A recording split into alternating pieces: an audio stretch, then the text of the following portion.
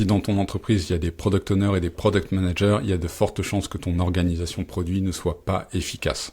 Dans cette vidéo, je vais te montrer pourquoi ce découpage en deux rôles ne marche pas, d'où vient cette idée et par quoi la remplacer. Et à la fin, je répondrai à l'objection que je reçois le plus souvent, qui est qu'un product manager ne peut pas tout faire. Si tu me découvres, je m'appelle Jérôme Granon, moi ça fait une quinzaine d'années que je fais du product management, j'ai été CPO et chaque mois je discute avec des dizaines de personnes du monde du produit et d'organisation produit, donc j'ai une vision assez claire de comment sont structurées les entreprises et quelles sont leurs problématiques d'organisation. Donc ce que je vois dans 90% des organisations que je rencontre, c'est cette organisation-là. On va avoir un rôle de product manager et un rôle de product owner. Classiquement, le product manager, il va plutôt être en charge de ce qu'on appelle la discovery, donc de comprendre le marché, parler aux utilisateurs, étudier la concurrence, définir la roadmap, définir la stratégie, comprendre et définir ce qu'on veut faire sur le produit. Et côté product owner, là on va plutôt être en charge du delivery, donc du lien avec les développeurs et de traduire ce que le product manager veut faire en un backlog, en user story et en ticket à développer, et donc vraiment être en charge de l'exécution. Et sur le papier, ça peut sembler bien, parce que on a une belle chaîne de production, les utilisateurs nous disent ce qu'ils veulent faire, le product manager conçoit et définit la roadmap, il l'explique au product owner qui lui va ensuite se charger de la faire exécuter avec son équipe de développeurs. Sauf qu'en fait, du développement produit, c'est pas une chaîne de production parfaite et on va jamais développer exactement ce qu'on avait prévu au départ et en fait, entre ce qu'on pense que les utilisateurs veulent et ce qui va être développé, on a des centaines de micro-décisions et de micro-arbitrages à faire. Et le problème de cette organisation-là, c'est que le product owner, tous ces petits choix, il va être complètement incapable de les faire. Comme il ne parle pas à ses utilisateurs, ou très peu, et que du coup il ne comprend pas profondément quelles sont leurs problématiques et pourquoi on fait les choses, et quand il va y avoir des petites décisions à prendre sur comment on définit ce bouton-là, quel est le wording qu'on va mettre, est-ce qu'on fait telle ou telle règle de gestion, qu'est-ce qu'on peut déprioriser, tous ces choix-là, il ne va pas pouvoir les faire. Du coup, on va souvent se retrouver avec deux possibilités. Soit le product owner va passer son temps à demander au product manager ce qu'il a envie de faire, et ça du coup, c'est pas efficace parce que ça veut dire qu'on passe son temps à faire de la synchro entre le PO et le PM, et du coup des décisions qui auraient pu être prises en quelques minutes vont en fait peut-être prendre des jours parce qu'il faut le temps de se synchroniser, parler au product manager, lui expliquer la problématique et que lui nous donne son avis. Soit le product owner va parfois lui-même faire les choix et en fait ces choix ne vont pas être bons puisqu'il n'a pas la connaissance profonde de ses utilisateurs. Et en plus de ça, on se retrouve avec un métier de product owner qui est assez limité et assez frustrant parce que on exécute des choses sans vraiment comprendre pourquoi. Et d'ailleurs, c'est la remarque que je reçois tout le temps de la part des Head of Product et des CPO. Ils me disent tout le temps que leurs product owners ne comprennent pas assez le métier, ne comprennent pas assez leurs utilisateurs, ne sont pas assez dans la stratégie et dans le pourquoi, ils sont trop dans l'exécution.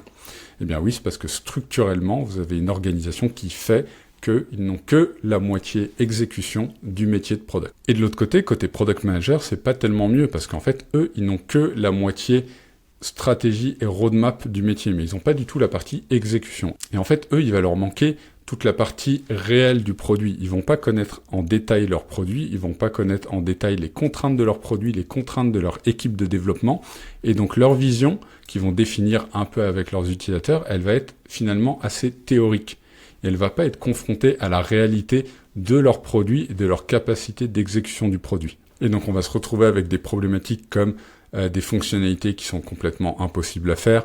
On va parfois se retrouver avec des fonctionnalités qu'on redemande de développer alors qu'elles existaient déjà.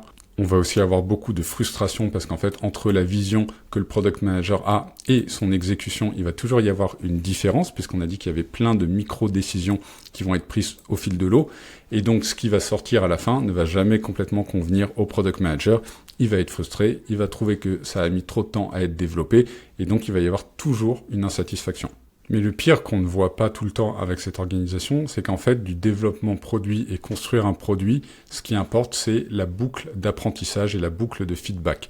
Avoir le retour le plus rapide entre ce qu'on pense que l'utilisateur veut, ce qu'on va effectivement développer sur le produit et comprendre si ça résout sa problématique, si ça améliore son quotidien. Et avec une organisation comme ça, on vient mettre deux intermédiaires entre les besoins de l'utilisateur et le développement des fonctionnalités. Et donc ça va ralentir cette boucle de feedback, ça va faire de la déperdition d'infos, parce que entre ce que l'utilisateur veut et a comme problématique et ce que comprend le product manager, il y a déjà une déperdition d'infos, mais ensuite il y en a encore une plus forte entre le PO et le PM, et ensuite entre le PO et les devs. Et globalement, ça doit être une règle assez générale en fait dans toutes les organisations. Il faut minimiser le nombre de personnes qui transmettent l'information, sinon c'est sûr que l'information va être moins qualitative, moins bien transmise et en plus transmise plus lentement. Et je vous passe aussi toutes les problématiques interpersonnelles que vous allez avoir où au final personne n'est vraiment responsable de ce qui a été fait.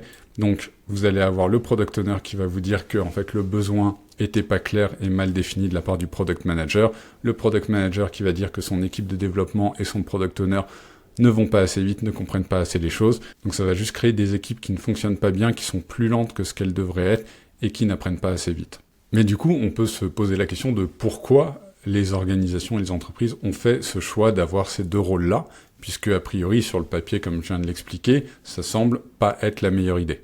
Bien, l'origine de ce choix d'organisation, il vient de plusieurs choses. Les départements produits actuels, on l'a dit, il y a souvent des product managers et des product owners dedans. Mais en fait, il y a quelques années, on n'avait pas de département produit. On avait un département marketing et on avait une DSI.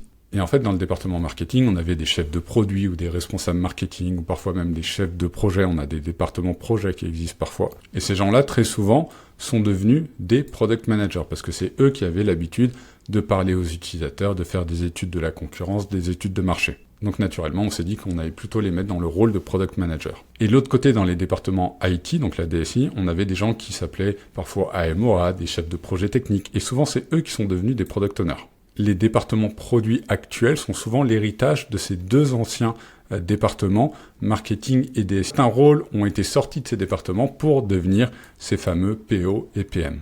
Et en plus de ça, en fait, dans beaucoup d'organisations produits, on travaille en Scrum et dans le Scrum Guide, qui est le fameux document qui définit comment les équipes Scrum doivent travailler et quelle est la méthodologie Scrum, en fait, on parle de ce rôle de Product Owner. Donc si le livre de référence de la méthodologie parle de Product Owner, c'est bien que ça doit forcément exister dans les organisations.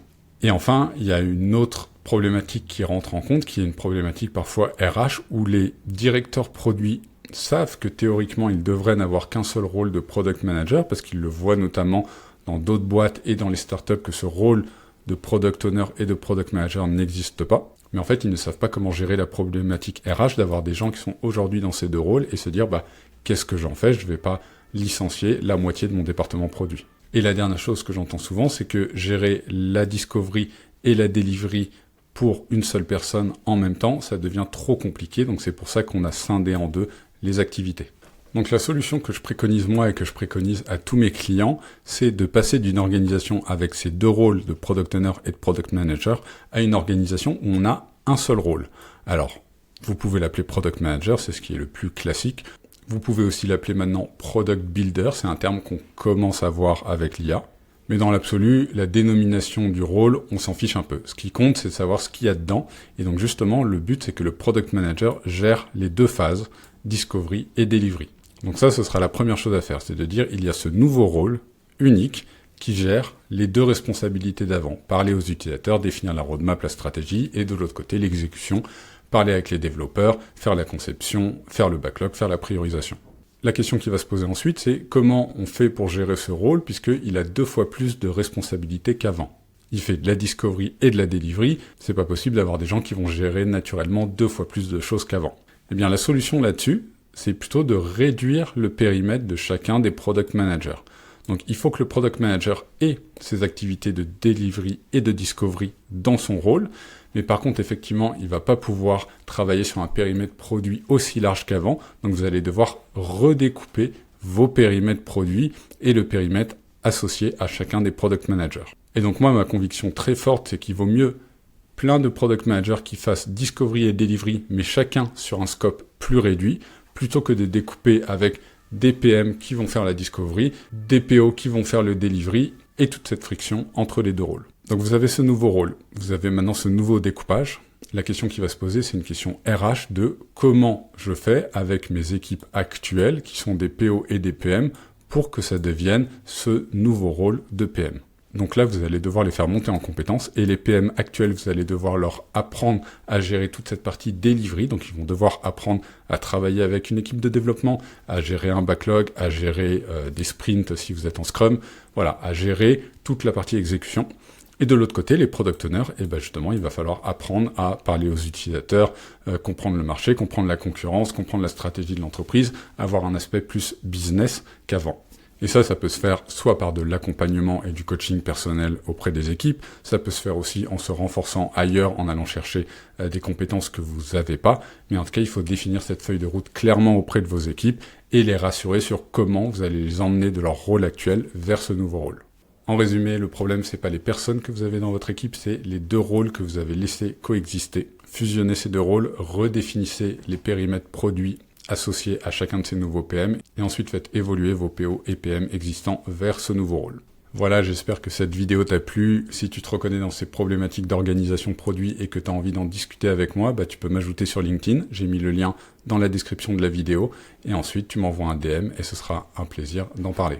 À côté de ça, j'anime 3 communautés produits qui te permettent de networker et de t'améliorer dans ton métier. Donc si tu veux les rejoindre, envoie-moi un DM. Il y en a une spécialement pour les product managers qui s'appelle le café produit, une qui s'appelle la cantine pour les head of product, et ensuite la table qui est celle réservée aux CPO. Et s'il y a d'autres problèmes que tu rencontres dans tes organisations produits, laisse-le moi en commentaire, comme ça je pourrais faire des futures vidéos sur le sujet. Merci d'avoir regardé et à bientôt.